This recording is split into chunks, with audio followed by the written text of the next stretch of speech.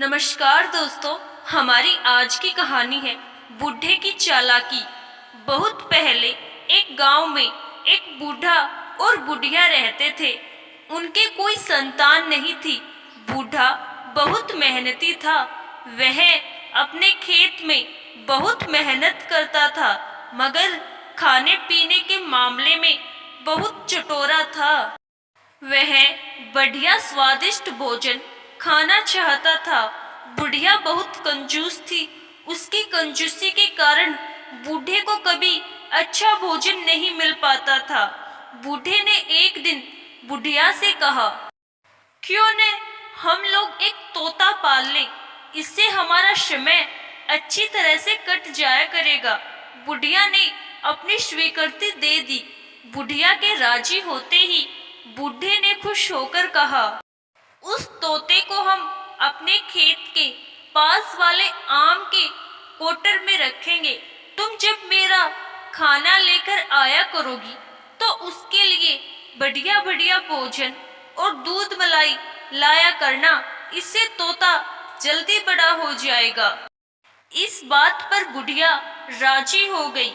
प्रतिदिन वह बढ़िया बढ़िया भोजन तथा दूध और मलाई लाने लगी और बूढ़ा पेड़ के कोटर में जाकर मजे से सारा का सारा बढ़िया भोजन हजम करने लगा।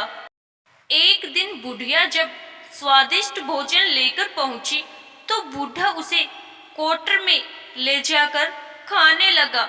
इतने में बुढ़िया के मन में विचार आया कि जरा देखो तो कि तोता कितना बड़ा हो गया है। बुढ़िया ने जब पेड़ के कोटर में झांककर देखा तो वहां बूढ़ा बैठा हुआ मजे से भोजन कर रहा था। वहां पर कोई तोता ओता नहीं था। बूढ़े की चालाकी पर बुढ़िया को बहुत गुस्सा आया और मायके जाने की तैयारी में जुट गई। उसने बूढ़े का साथ छोड़ने की तैयारी कर ली। बुढ़िया अपना सारा सामान एक बड़े से बक्से में रखकर रास्ते में खाने के लिए रोटियां पकाने के लिए चली गई। बुढ़े ने बुढ़िया को मनाना चाहा, मगर वह मानी नहीं। तब वह बहुत चिंतित हुआ। वह बुढ़िया को मनाने का उपाय सोचने लगा। मौका पाकर वह बुढ़िया के बड़े से बक्से में कपड़ों के नीचे दुबक कर बैठ गया। बुढ़िया ने जल्दी जल्दी रोटियां सेकी और बक्से के ऊपर ही रखकर बक्से को बंद कर दिया। इसके बाद अपने सिर पर उस बक्से को उठाकर चल पड़ी। काफी दूर जाने पर बुढ़िया को भूख लगी। वह थक भी गई थी, इसीलिए एक स्थान पर बक्से को अपने सिर पर से उतारकर खोलने लगी। बक्सा खोलकर उसने देखा तो पाया कि सारी रोटियां गायब हैं और वह बूढ़ा उस बक्से में दुबक कर बैठा बड़ी करुण दृष्टि से टुकर टुकर ताक रहा था। थकी हुई भूख से व्याकुल बुढ़िया ने जब बूढ़े को इस प्रकार बक्से में देखा तो वह एकाएक खिलखिलाकर हंस पड़ी।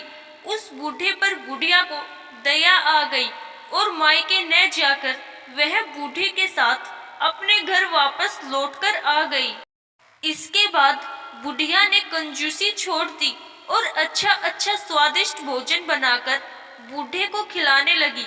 दोनों फिर प्रसन्नता पूर्वक रहने लगे। आशा करती हूँ दोस्तों, आपको हमारी आज की कहानी जरूर पसंद आई होगी। धन्यवाद।